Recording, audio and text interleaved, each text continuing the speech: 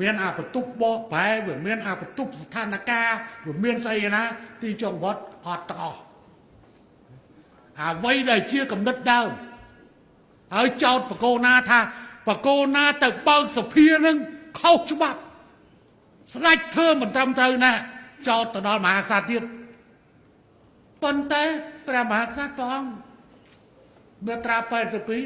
82យ៉ាងយូរ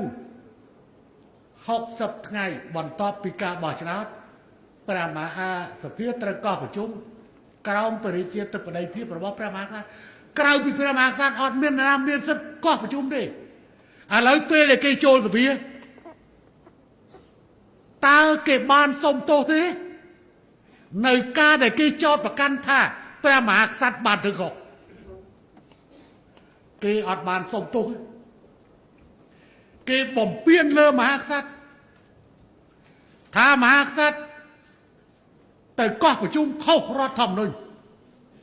សភាឯកបៈស្អីក៏ឯងទេដល់ឥឡូវមកនៅជាមួយអាឯង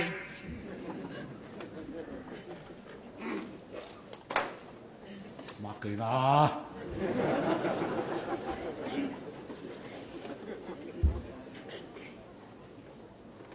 បើសិនជាគេស្នើសុំឲ្យប្រជុំសភាឡើងវិញ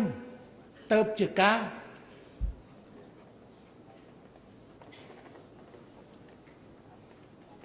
ដែលគេប្រឆាំងពិតប្រាកដទីចុងបំផុតក្រន់តែអំណាចផ្ទាល់ខ្លួនអំណាចផ្ទាល់ខ្លួនបានធ្វើឲ្យសភាពការស្មុគស្មាញឥឡូវចាំដល់ពេលនោះបានទេហើយថ្នាក់ថ្នមសភាពការជាមួយគ្នាសិនទៅបានប៉ុន្តែគាត់ដឹងហើយព្រោះគាត់បានសន្យានឹងលើសសន្យាព្រួលហ្មងណាគាត់នៅលើថាអ៊ុយក្រែនបណ្ដាញប្រធានាធិបតីមួយថាធ្វើតាមអ៊ុយក្រែនគាត់ថានោះមិនអីណែស្អីឆេងអីគេនៅវិទ្យានេះដែលរត់ទៅរុស្ស៊ីឈ្មោះអីហ៎ឆេកូណូវិចឯនោះឆេកូណូវិចឯនេះហ៊ុនសែនខំសូវពេក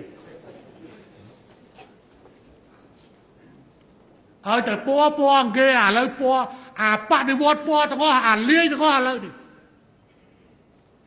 ពណ៌នៅអ៊ុយក្រែនឥឡូវអ៊ុយក្រែនមានអីហ្នឹងលទ្ធផលចុងក្រោយគ្រីមេទៅនៅរុស្ស៊ីអាដូណាតឬឡូហានកំពុងវាយគ្នាជាមួយអ៊ុយក្រែន